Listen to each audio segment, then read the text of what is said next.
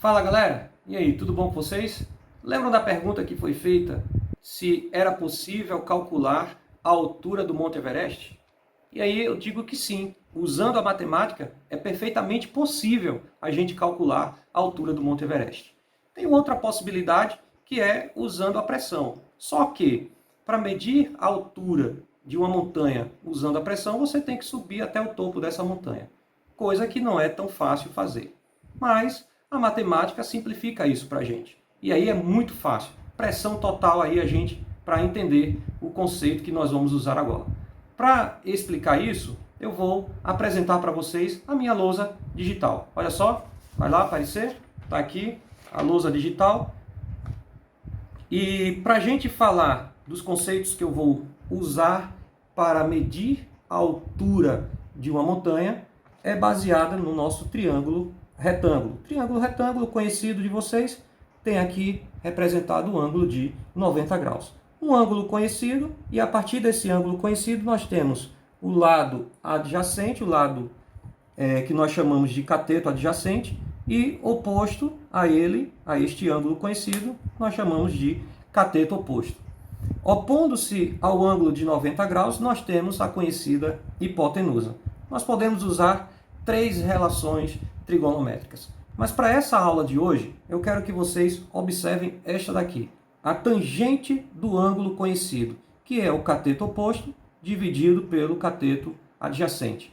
É ela que nós vamos usar para calcular a altura de uma montanha. Então, observa aqui no desenho, olha, nós temos aqui uma montanha representada e o objetivo é calcular essa altura. Comparando com o nosso triângulo retângulo, a altura da montanha, então, seria o cateto oposto. Já a distância que o observador está da montanha, você comparando com o triângulo retângulo, nós temos o cateto adjacente. Mas aí você pode ficar perguntando, como é possível calcular essa altura? Então, o primeiro ponto, o observador olha para o topo da montanha, vai verificar aí o ângulo, por exemplo, o ângulo de 70 graus. Ele se afasta, uma distância conhecida de 100 metros, fica numa nova posição, e aí a gente supõe que essa nova posição, observando o topo da montanha, ele encontra aí um ângulo de 45 graus. Agora a gente vai usar a tangente para calcular a altura dessa montanha. Como é que a gente faz isso? Tangente de 45, quando o observador está nesse ponto, ele olha para o topo da montanha, altura, cateto adjacente, então nós temos 100 mais x metros. Então nós vamos ficar com cateto oposto dividido pelo cateto adjacente. Cateto oposto é a própria altura, o cateto adjacente 100 mais x metros. Já nesse ponto aqui de observação, ele olha para o topo da montanha e tem um ângulo de 70 graus. Agora nós estamos calculando a tangente de 70 graus. A tangente de 70 graus, que é a altura da montanha pela distância que se encontra o observador. Neste caso a gente não sabe porque vai até o centro da montanha e aí não fica possível fazer este cálculo. Mas a gente vai chamar de x. X por ser uma medida desconhecida. Aí agora a gente vai consultar a tabela trigonométrica para saber quanto que vale a tangente de 45 graus, e lá na tabela trigonométrica você vai ver que vale 1. E a tangente de 70 graus. Consultando a mesma tabela, você vai perceber que este valor é de 2,74. Fazendo aí uma organização nas nossas equações, a gente percebe que trazendo esse fator para cima, multiplicando por 1, vai ficar 100 mais x igual à altura da montanha. Já observando esta equação aqui, nós temos o x dividindo, passa para o outro lado, multiplicando 2,74x é igual à altura.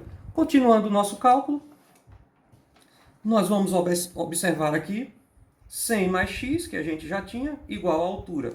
E x é igual à altura dividido por 2,74. Se você dividir o 1 que está aqui na frente, que a gente ocultou, dividido por 2,74, você vai encontrar agora 0,36. Então, x é igual a 0,36h. Seguindo o cálculo, eu posso substituir esse x na equação primeira aqui. No lugar deste x, eu posso usar 0,36H. E aí a gente fica com essa equação, 100 mais 0,36H, que é igual a H. Levando este termo para o outro lado, ele é positivo. Quando muda de lado, muda com a operação inversa, fica negativo. Então, nós temos aqui que H menos 0,36H é igual a 100. Fazendo essa subtração, nós vamos encontrar 0,64H igual a 100. Como 0,64 está multiplicando, ele vai passar para o outro lado dividindo. Então, nós vamos ter agora 100 dividido por 0,64. Quando a gente divide 100 por 0,64, nós vamos encontrar 156,25 metros. Essa é a altura de uma montanha a partir do cálculo trigonométrico. Mas aí você pode estar perguntando agora, Jetro, como eu posso medir o ângulo se eu não tenho instrumentos para isso? Aí é que você se engana.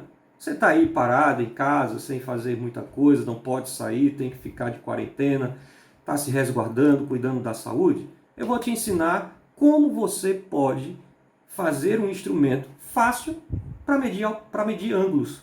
Então, aqui, olha, usei objetos simples, como um tubo de caneta. Você pode imprimir um transferidor, caso você não tenha um barbante, uma corda, uma cordinha, e algo para fazer um peso, porque a gente vai precisar desse pêndulo.